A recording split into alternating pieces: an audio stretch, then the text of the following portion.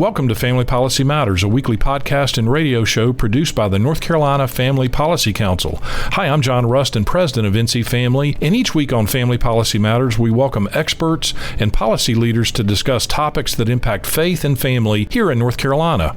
Our prayer is that this program will help encourage and equip you to be a voice of persuasion for family values in your community, state, and nation. Parents, please note that this episode touches on some mature content, so please be cautious if you're listening with young children.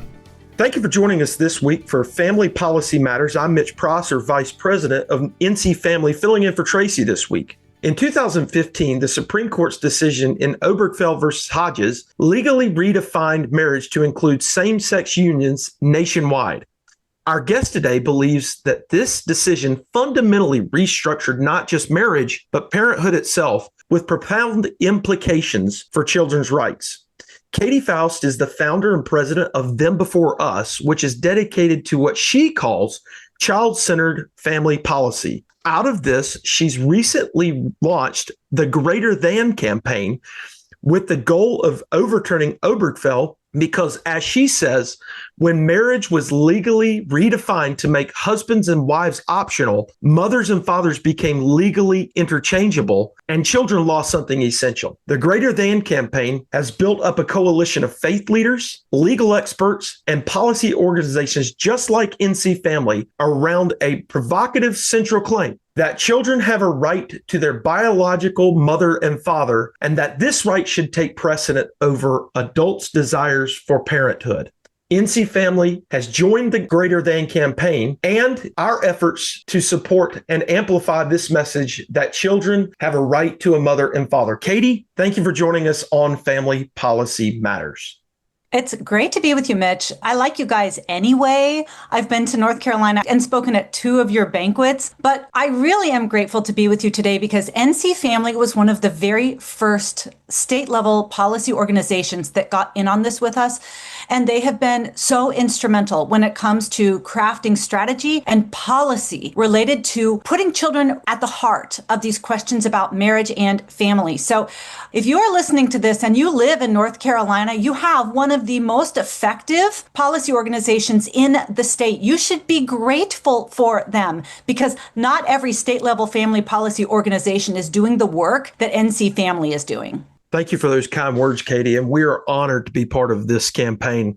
Let's go a little bit backward, back to 2015, and this legal redefinition by the Supreme Court of the United States of what marriage is. Now, we understand that there is no redefinition of a biblical understanding of marriage between one man and one woman for a lifetime.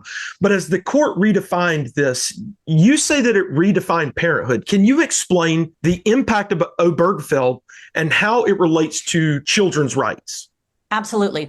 So many of you might remember that in his case stating his agreement with the announcement of the affirmative vote for gay marriage, Justice Kennedy talked about how these same-sex couples needed to be afforded the same constellation of benefits that were given to heterosexual couples.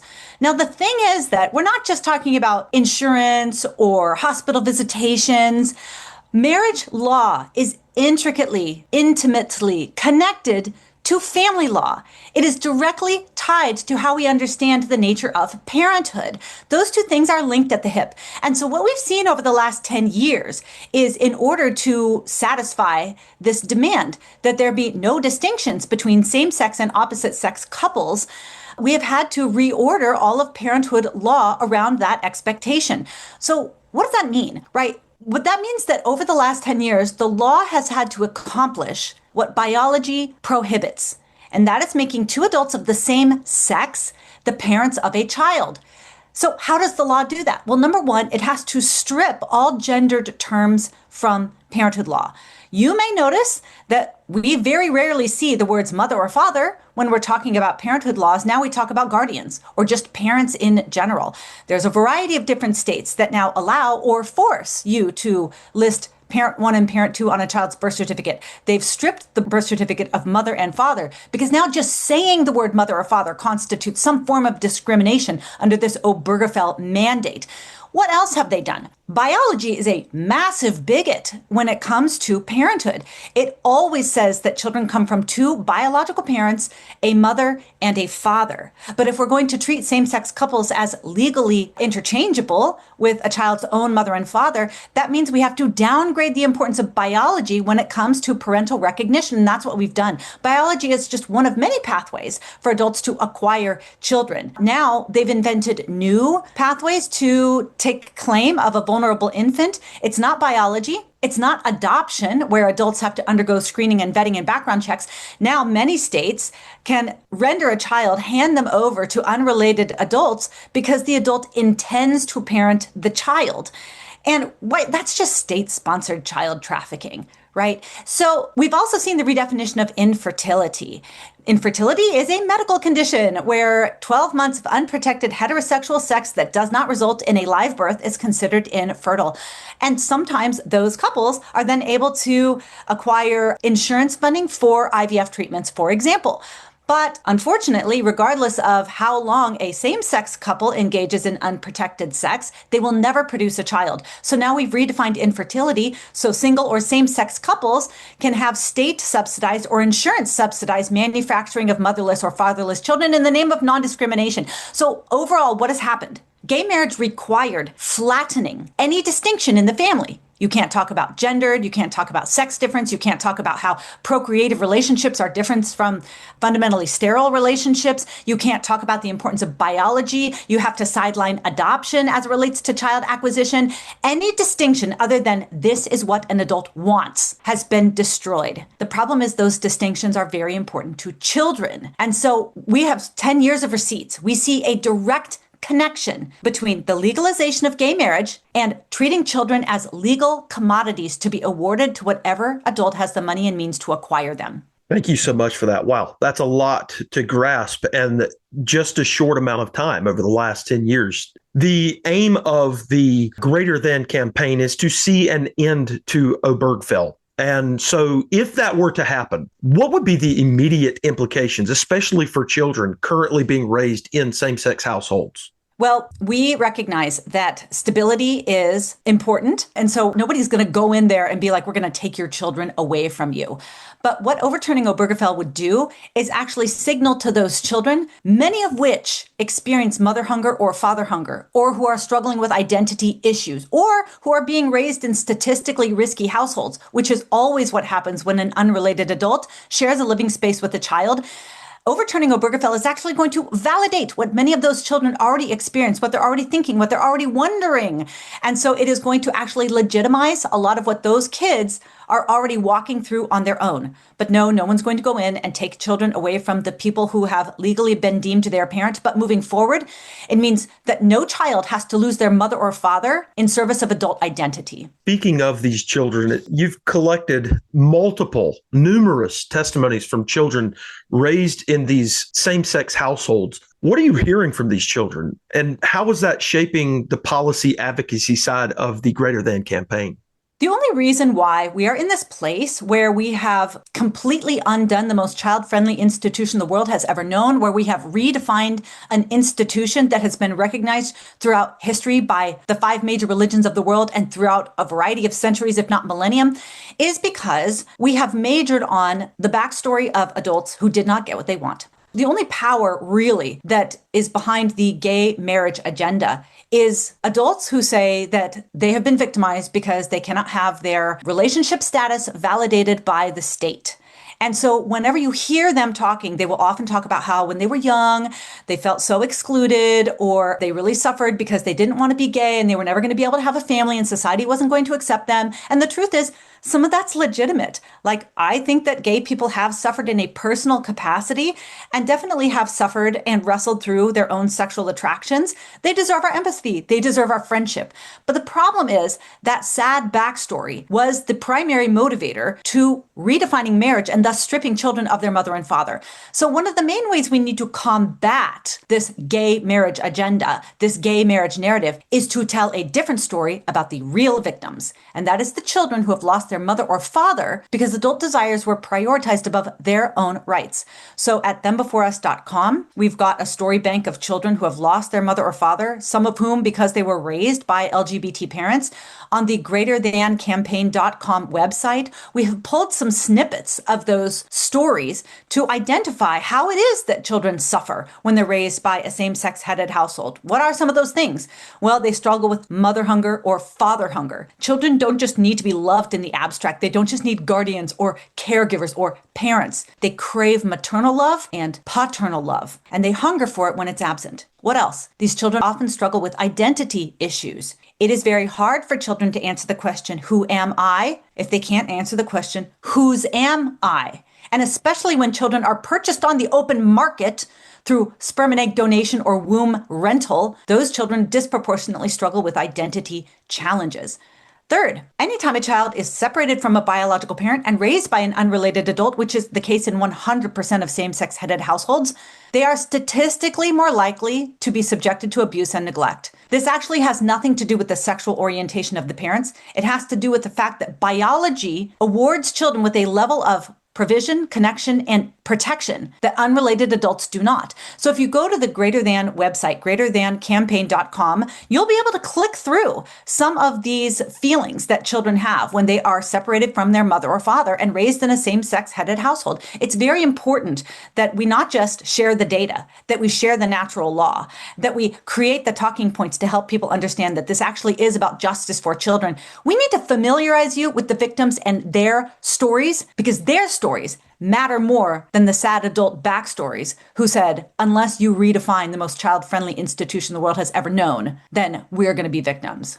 It's almost like a designer or a framer or a creator built this institution where two almost completely and totally opposite beings called a man and a woman got together, united in a covenant before that creator God, and then decided that they then could have children, offspring that could then do the same thing in the next generation. It's almost like that happened and has happened throughout all of time in history. Anyway, I digress. I'll just say, you and I have had this conversation about what the Greater Than campaign is all about, how gay marriage victimized children. You'll notice I haven't used any Bible verses here. Now, that is not because I am not an absolute Bible thumper. I am, Mitch.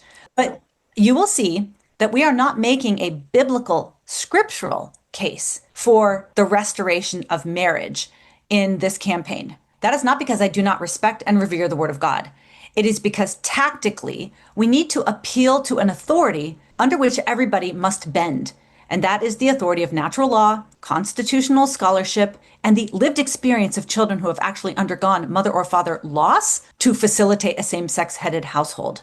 The good news is that arguing from the world of God, which is what we're doing, is never going to contradict the Word of God, because the world of God and the Word of God have the same author. It's just two different books expressing the same truth. Absolutely. The campaign states that children need, deserve, and have the right to a mother and a father. NC Family could not agree with that more. So as we look at this campaign and the coalition spanning faith leaders, think tanks, policy groups, just like NC Family, what has been the strategy for building these alliances, and what do you see being the three most critical areas that the coalition can then affect change moving forward?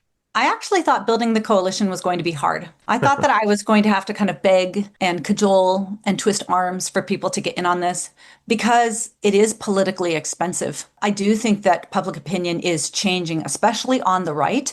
We have seen a precipitous fall in support for gay marriage among Republicans, but it is still unpopular. And certainly that is the case when you're looking at the current administration. So I thought that it was going to be really challenging to put together a coalition. It wasn't. It wasn't. When I reached out to major national organizations, state level policy organizations, individual influencers, I'd say 90% said, yeah, let's do this. Let's do it right now. And let's do it with all our might. The other 10% was like, there were a few that's like, you're going to fail. And I'm like, yeah, we will. If we do it the way we've always done it, which has sucked. A lot of those efforts, I'm like, I don't want to be associated with how you're trying to defend marriage. Right. So we're doing it differently. And even since we launched the campaign, we've probably had another 10 organizations that are throwing their logo at us. Please let us join this. And it's just going to get better and better and better. That is because when you stand unflinchingly on the rights of children, when you articulate those needs from a natural law perspective, which allows you to build a pretty significant coalition, when you commit to saying, we are not going to demonize gay people, we are not going to call them sodomites or suggest they're all abusers, because these people are made in the image of God. They are family and friends. We're going to speak about them with dignity. When you actually have the right message and the right method, you can and will unite all of conservatism to speak with one voice. And that's what we've done. And this is what we're saying. Don't touch the kids. And if you do, we're going to fight for them. Absolutely. Wow. What encouraging news. And as you stated, this campaign just started on January the 28th. And there's a lot of exciting days ahead. I want to ask one bonus question, and that is this. What would you say to those who are thinking right now, it took 50 years for us to overturn Roe? What's the likelihood that Obergefell is going to be overturned in the next generation? What would you say to those who have mental consternation or in some way oppositional to this notion that we can actually, in fact, overturn Obergefell? One thing I will say is, well, I certainly don't know how long it's going to take. The other thing I will say is faithfulness, not success. We are called to obey. We are not called to obey only if we think we have a reasonable likelihood of getting what we want. But I will say, I do think we have a reasonable likelihood of getting what we want. Why? Number one, because we are standing firmly on the ground of biological reality. And number two, we have a couple centuries of common law support for the understanding that the natural parent-child relationship is pre-political, and it is something that is protected by the government, not provided by the government. And that is the fundamental shift that has taken place since we've legalized gay marriage.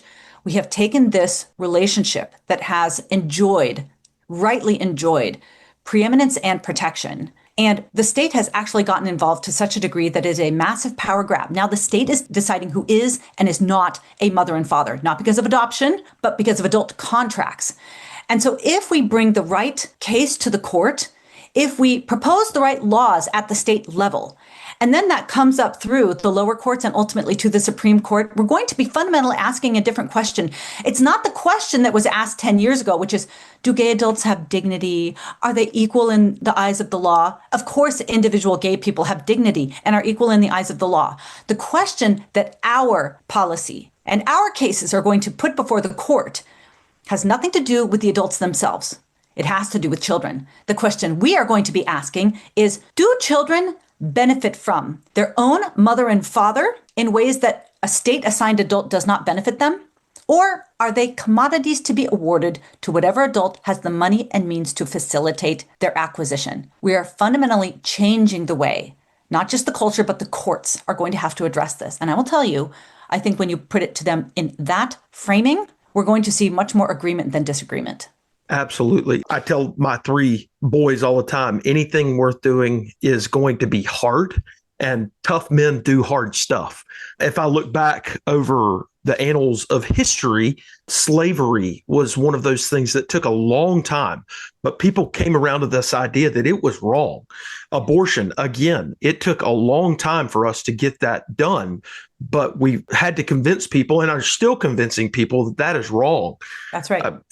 I love John Quincy Adams' quote. He said, duty is ours, the results belong to God.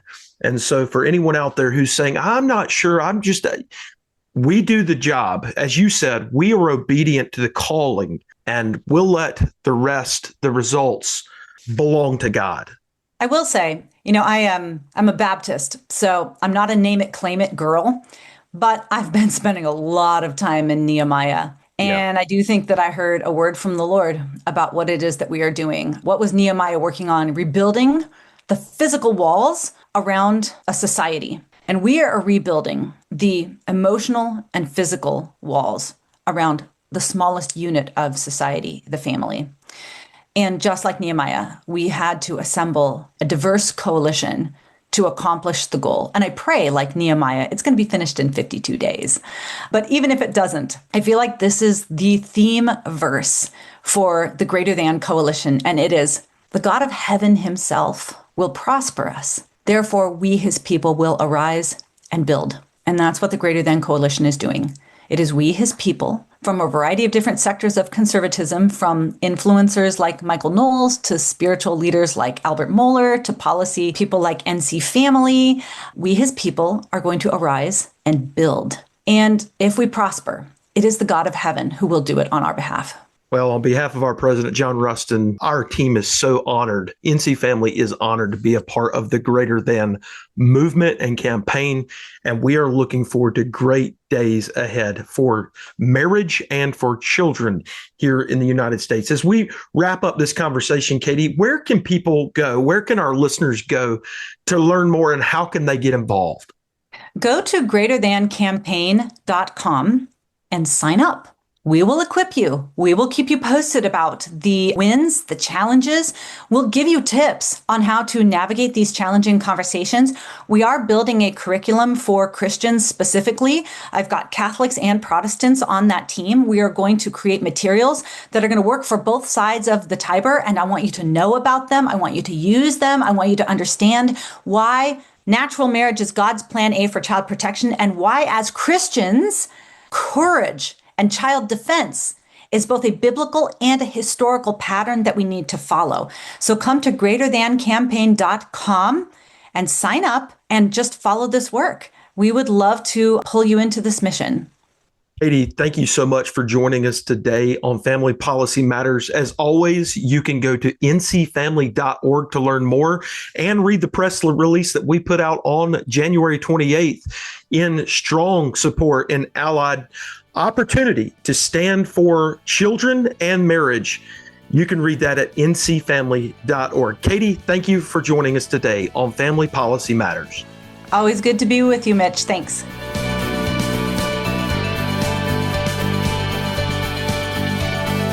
Thank you for listening to Family Policy Matters. If you enjoyed this episode, please subscribe to the show and leave us a review. To learn more about NC Family and the work we do to promote and preserve faith and family in North Carolina, visit our website at ncfamily.org. That's ncfamily.org. And check us out on social media at NC Family Policy. Thanks, and may God bless you and your family.